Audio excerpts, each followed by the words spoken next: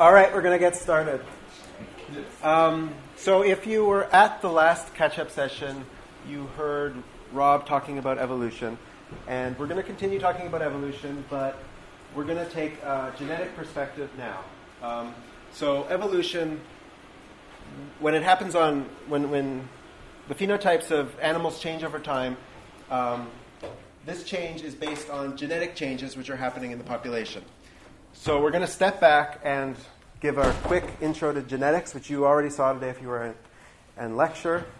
It'll be super quick, and then we're going to go through the laws of inheritance when sexual reproduction happens. Okay, so starting with genetics, basic genetics, starting from the very beginning.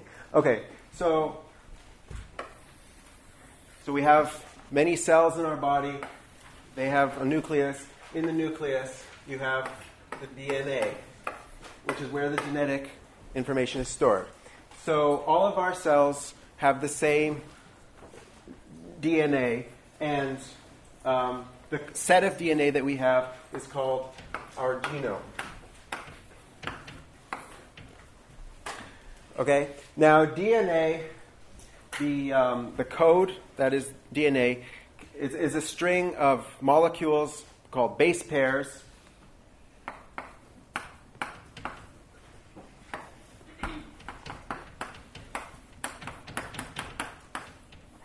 Which we represent with the letters A, T, C, G. So those are the building blocks of a piece of DNA. So, for example, a piece of DNA could look like, and so on. Okay?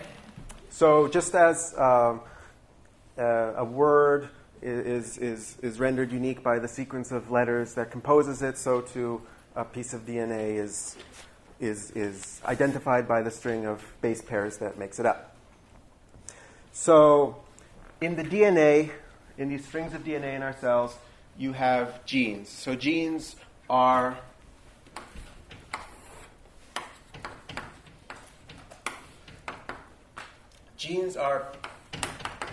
pieces of the DNA which code for proteins.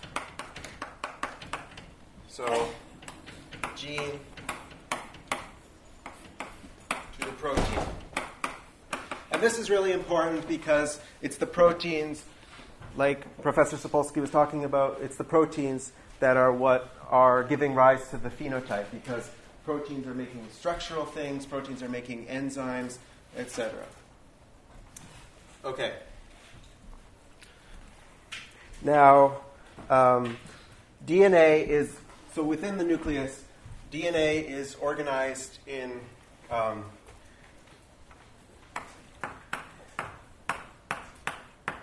chromosomes. So you can represent, a chromosome is just a separate piece of DNA. So you can represent the DNA in a nucleus sort of by lines, each line being a chromosome. Humans have 46. Now, the way I've drawn this, I've drawn them paired. And the reason I've drawn them paired is because you have 23 pairs of chromosomes.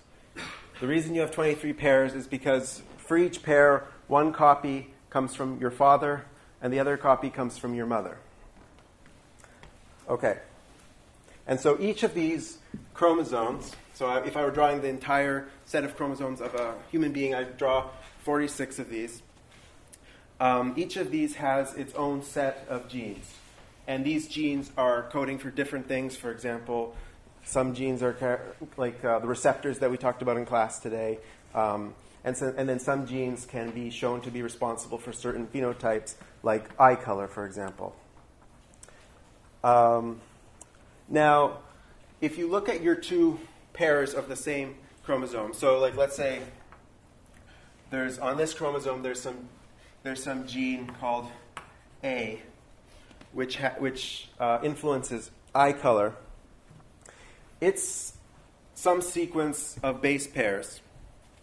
And if you compare the copies on your two copies of that chromosome, you'll find that those two genes are very similar in their sequence, but that they may be a little bit different. So there might be like a few, like one. There could be just one base pair that differs between those two copies of that same gene for eye color. And so there could be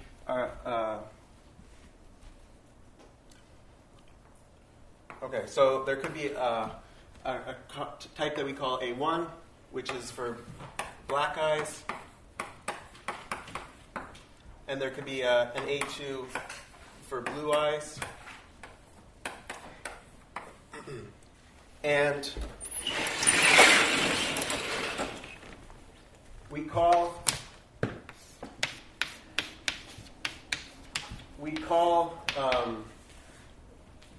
different variants of the same gene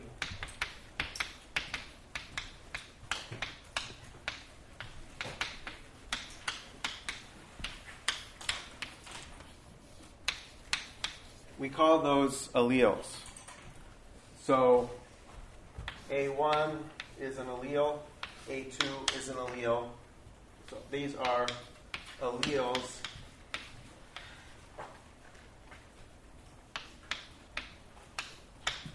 of the A gene.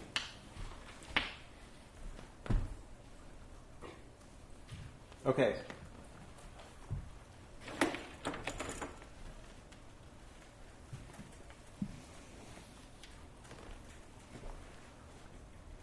So, getting back to the example of eye color. So, supposing that this gene A is responsible for eye color, and that you have these two alleles. Now, I told you that every person has two copies of each of these genes. So, there are three possible combinations that you could have, and we're going to denote these as follows.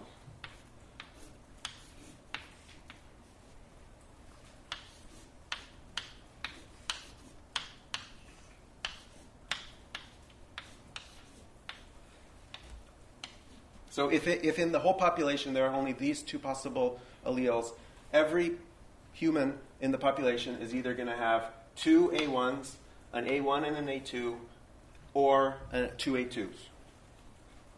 Now, if you look at these individuals with these particular genotypes and you look into their eyes, what you see is that the A1A1s have black eyes, as you expect based on what I told you. The A2 individuals have blue eyes. But when you have an A1 and an A2, their eyes are black.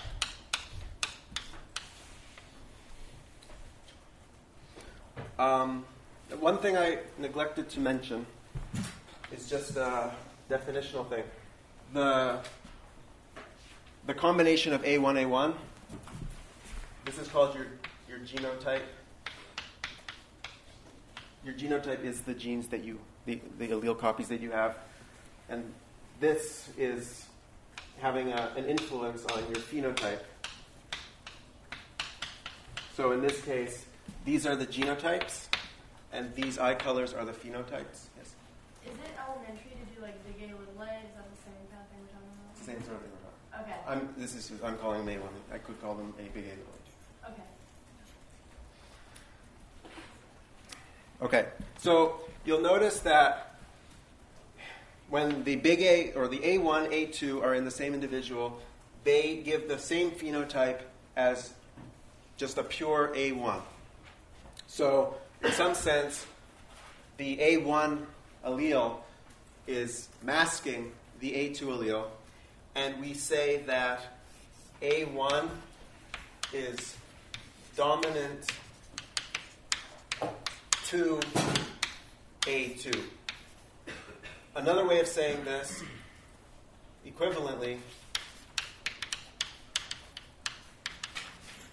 A2 is recessive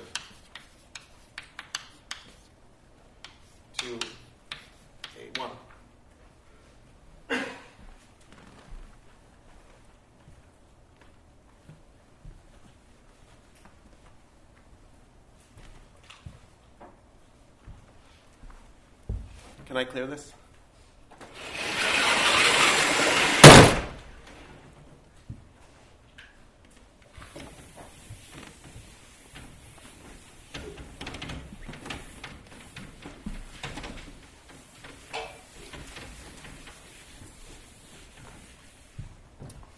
Okay, yes. Is there always a disparity between dominants? Is it for a pair of chromosomes? Is there always just one allele that's dominant over the other? No, not necessarily. So, for example, there could, for a different gene, there could be alleles which are like co-dominant. So, for example, sometimes like in flower color, you might have like A1 is red, A2 is white, and A1 is pink. So there's like a mixing. Yeah. Okay, now I'm going to talk about sexual reproduction.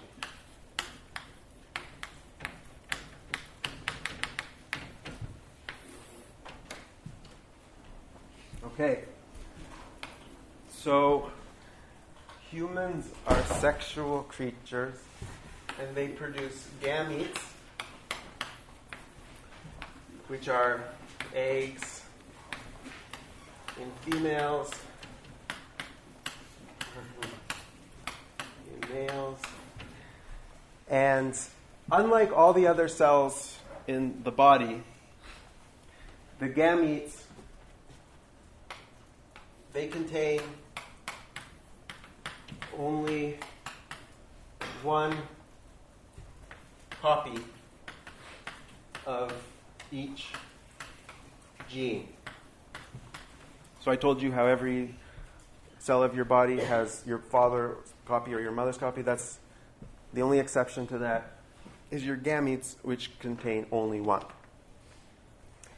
And so when it's time to produce gametes, only one of your copies is going to make it into that gamete.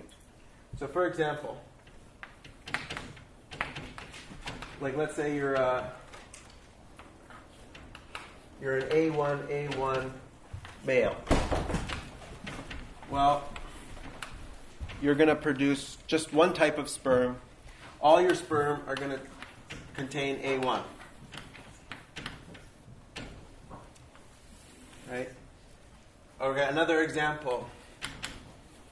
Suppose you're an A1, A2 female.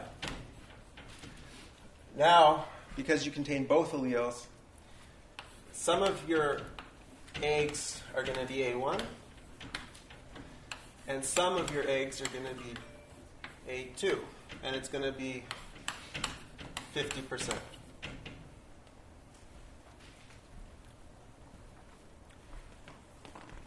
And so which copy of the gene a given gamete gets is random. So let's look at a reproductive event.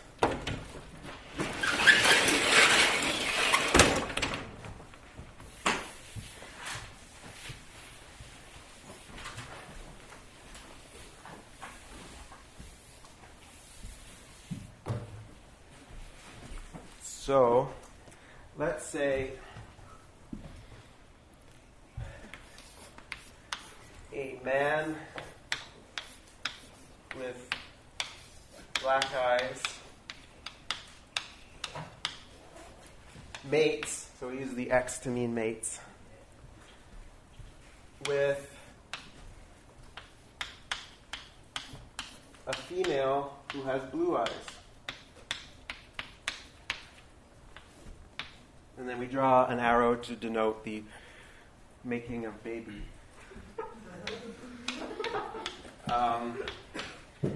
All their offspring are going to be A1, A2, because this guy only makes A1 sperm, and this woman only makes A2 eggs. So there's nothing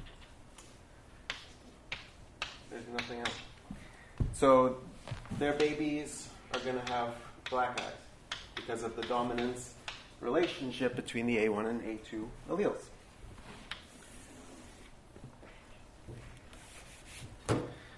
Okay, so now what happens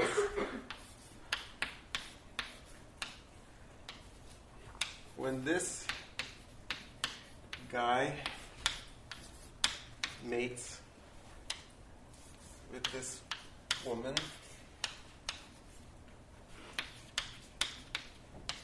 So they both have black eyes.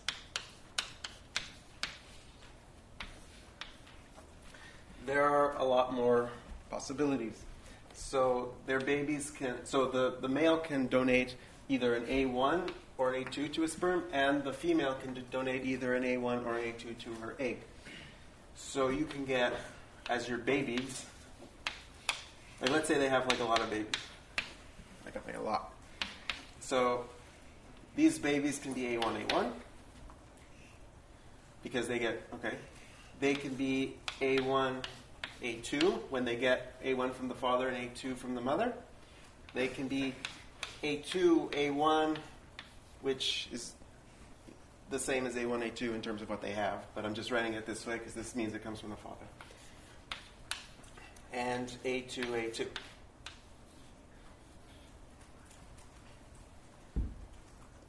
And because of the, I told you how it's like random and 50%, these are going to all be a quarter of their children on average.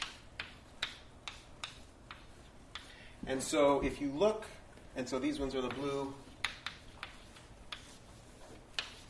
black eyes. And so if you look at their children, you will see on average a ratio of 3 black eyes to 1 blue eye. So even though both the parents had black eyes, they may well have blue-eyed children.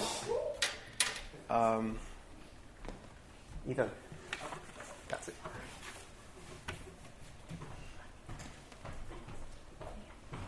Okay, so now we're going to use what Philip just talked about to look at an example of selection and understand what selection means on a genetic level. So we talked about in class about selection on phenotypes and what happens to phenotypes over time, and now we'll see what happens to the genotypes as well, assuming that the computer will reach.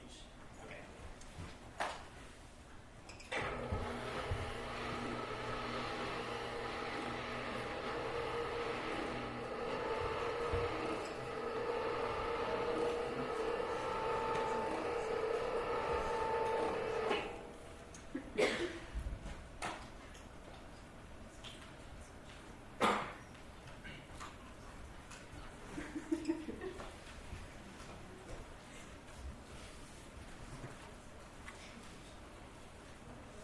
Okay, great. Okay, so, perfect, okay.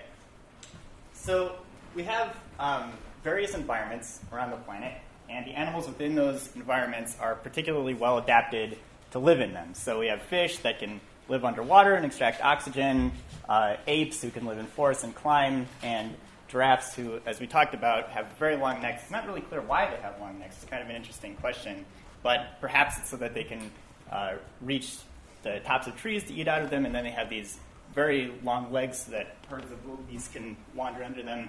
So the question is, what is the mechanism of this adaptation? What's the mechanism that causes these animals to be particularly well adapted to their environments? So the general idea is the following. Organisms with adaptive traits survive. They have many offspring. They're healthy, so they have many offspring. And those offspring also carry the traits that their parents had. Organisms with poorly adapted traits have fewer offspring. They also don't survive to adulthood to reproduce as frequently. And so they have, in general, they pass fewer of their traits on to the next generation. Then on top of, by the way, all of this stuff will be posted online. So if you don't happen to catch everything and take notes on it, you can find it there later. Okay, so finally, new alleles or new traits arise in the population by mutation. So these can be either adaptive. If they're adaptive traits, then they rise to high frequency because the organisms that possess them survive. Let's see, maybe we can, well, okay, we won't worry about doing all this, I guess. Okay, as long as you can see that pointer. So organisms, and then if a mutation that arises is a maladaptive mutation, leading to a maladaptive trait, then the organisms that have that mutation will generally not survive to reproduce as frequently, and if they do, they may have fewer offspring, in which case those mutations, those alleles, are not passed along as frequently to the next generation. Okay, so broadly in class we've talked about two types of selection. The first type of selection was natural selection. Now, natural selection pertains to your ability to survive to reproduce, and also to your fertility, so the number of children that you can have. Sexual selection, on the other hand, pertains to how desirable you are to animals of the opposite sex. Okay? So these are two different sort of general classes of selection. And as we talked about in class, sexual selection doesn't have to be adaptive. The example that was given in class was a deer or a moose with really big glowing antlers. It's not necessarily great from a natural selection perspective to have really big glowing antlers. You're going to get eaten, but it may make you more attractive to a female. Okay, so within these two broad categories of selection, we have selective mechanisms, modes of selection. First, we have directional selection, okay? And we'll talk about both of these in a minute. They'll be defined. And we have balancing selection. So first, let's give an example of directional selection. So I know, I think Rob gave one example having to do with Staphylococcus last hour. So we're basically just going to go into it a little bit more in depth now that we have this kind of idea of Mendelian inheritance from Philip. Okay, so there's this place in Nebraska called the Sand Hills. And in the Sand Hills, it looks like this picture here in the middle. Okay. The Sand Hills is an area that was left after the last round of glaciation about 10,000 years ago. It has much lighter sands than the surrounding area. So here's a satellite view of it, and you can see that there's some grass, but in the middle there are these lighter patches of sand. So here's kind of a more cartoon picture of it. Here's Nebraska, the state of Nebraska. In this area here, white sands in the Sand Hills, and around it, darker colored sands. This type of mouse is a deer mouse, and the ancestral type of this mouse, the type that existed 15,000 years ago, 20,000 years ago, had dark fur. Okay, and these guys are still around today. But when this area of sand was left by glaciation, a new type of mouse arose. So it's actually the same species of mouse, but it has one mutation in one gene that makes it lighter in color. And so the question is, so why would deer mice evolve to have light coloration in the sandhills? Why would they do that? Yes? Sand's lighter so they can be more easily disguised? Yes, so they can be more easily disguised. They're not going to get eaten as frequently. Okay? So on light sands, dark-colored mice are easier prey for predators, and light-colored mice are more likely to survive. Okay, so what kind of selection is that an example of? Natural selection, exactly. So it's your ability to survive to reproduce in the first place. So this is natural selection.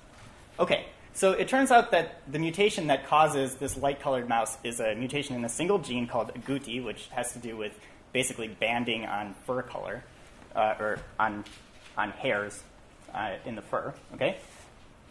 Here, I'm using a slightly different notation from what Philip was using, but basically instead of A1, I'll just call it 1. Instead of A2, I'll just call it 2. Okay? So the light allele, the allele that causes light fur, we'll call 1, and it's dominant over the allele that causes dark fur. So in this case, the genotypes 1,1 and 1,2 lead to light-colored mice, and genotypes 2,2 lead to dark-colored mice. All right, so here's an example of selection in this population. Suppose at birth, we have this population of mice. So we have mice that have genotype 1,1, genotype 1,2, and 2,2, and here I've colored them according to their fur color. Okay, so this is the population at birth. This is the population right after all these mice have been born.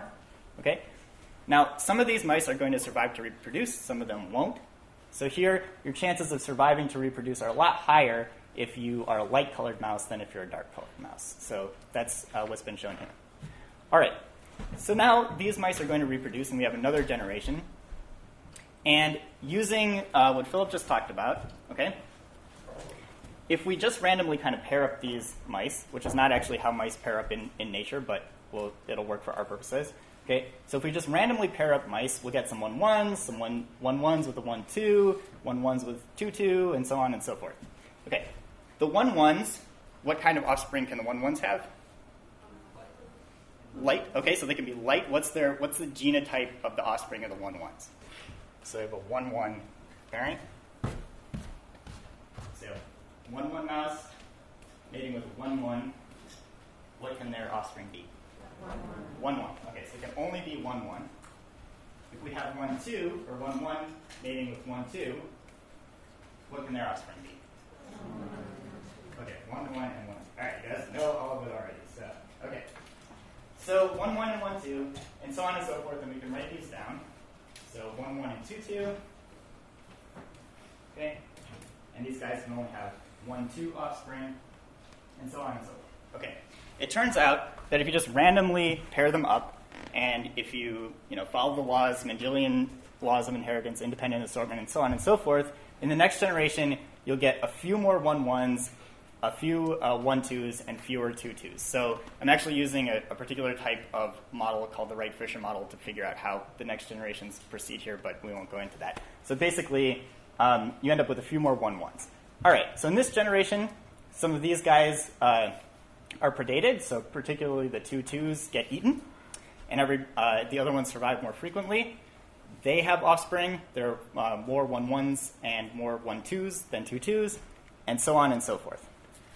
Okay, so here the 1-1s you can see, are increasing in frequency, whereas the 2-2s are decreasing in frequency. And so eventually what happens to the 2 allele? It's gone. Okay, so it's gone. It's not obvious, actually, at least to me, okay, why the 2-2 is gone. Because once you get down to this case, none of these mice is any more fit than the other mouse. This is a dominant mutation, okay? So, none of these mice is more fit. However, every time a 2-2 is produced, it will get swept out of the population with a higher probability than if it's a 1-2 or a 1-1. Okay? So over time, what actually does happen is the 2 allele eventually gets swept out of the population, and at that point in time when there's only a 1 allele left, we said that the allele 1 is fixed. Okay. So here we have 2 types of directional selection. Positive selection. Positive selection refers to the case when the allele in question is increasing in frequency due to selective pressures, due to directional selective pressures.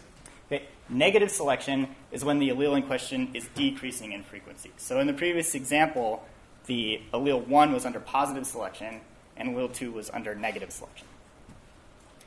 Okay, and again, don't worry about copying this stuff down exactly. It will be posted online. Okay, so selection doesn't always happen on every single gene in the genome. There are some genes that, it doesn't matter what copy you have, what allele you have, or what genotype you have. You're just as fit as everybody else. Okay? So when there's no selection, what happens is called drift. So here in this example, again, we have this population, except now it doesn't matter what your genotype is. Everybody's equally fit. Okay, so I've just colored the 1 alleles so that you can see them, colored them in red, and the 2 alleles are black. Okay? And here, since everybody's equally fit, we don't worry about birth populations and reproductive age populations. Okay? It doesn't matter who survives between birth and reproductive age. I mean, it does, but since there's no difference between the different genotypes, we won't even consider it. Okay, so then on your next generation, just by random chance, some individuals may not mate, they may not survive. Other individuals may have more progeny than others. Okay, so basically, just by random chance, you end up with more alleles, more genotypes of one type in a population on the next round. Okay. So just by random chance, maybe we end up with a few fewer type 1-1s and a few more 2-2s. Okay?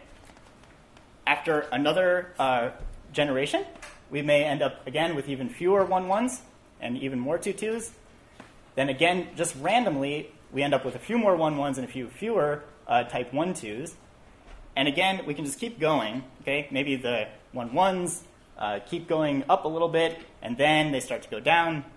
So eventually, you end up with this scenario where allele frequencies in the population fluctuate over time just randomly.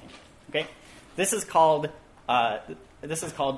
genetic drift. Okay, So basically, if you go back up to this example, you can see here that just randomly we ended up with a lot more 2-2s. In a few more generations, just by random chance, we may end up completely losing the 1s from the population. So all of the type 2 alleles can become fixed, even though there's no selection in the population whatsoever. All right, so that is what's called genetic drift.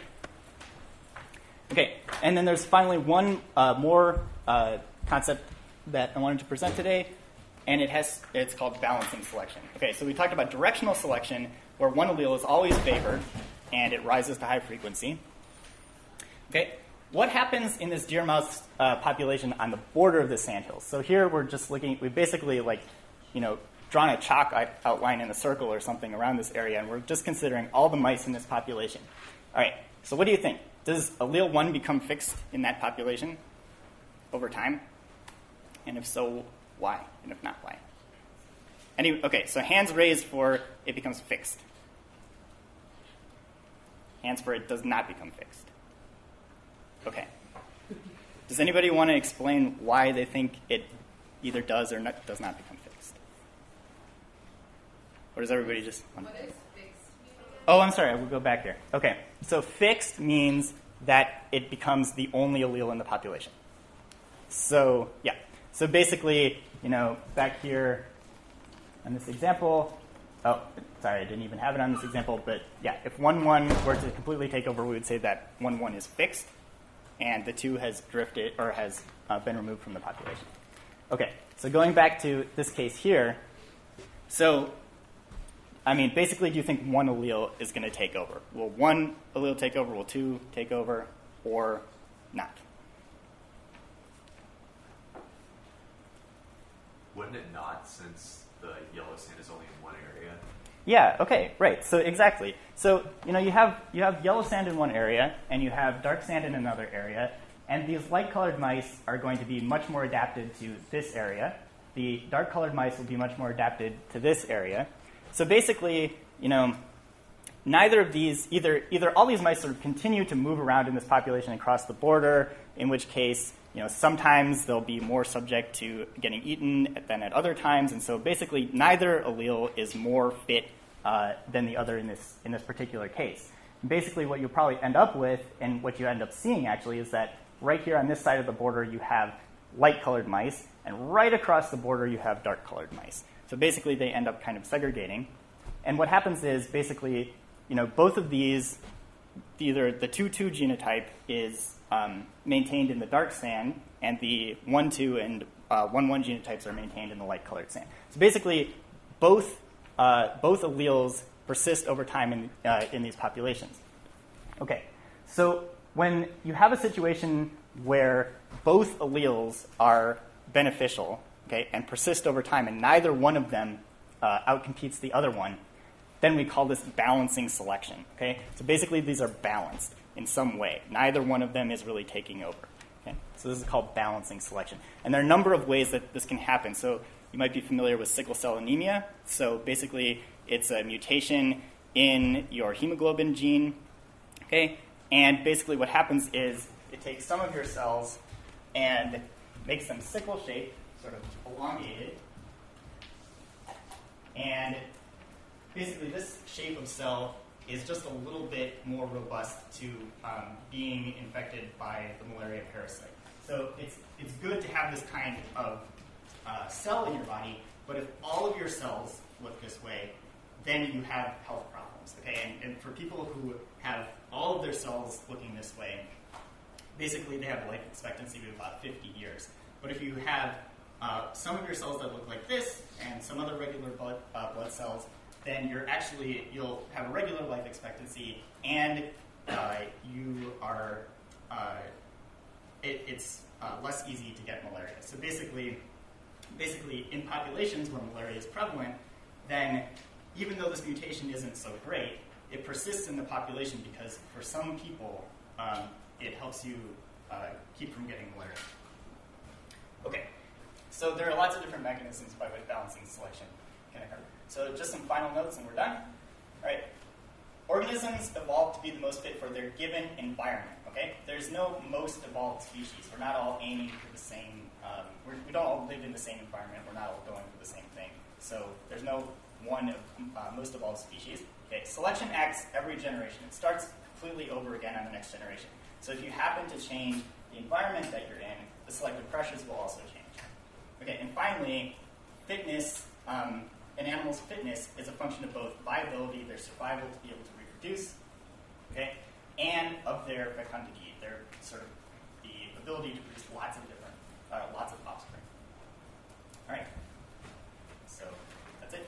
We can take questions Yeah. about any of this or any other stuff about evolution and genetics.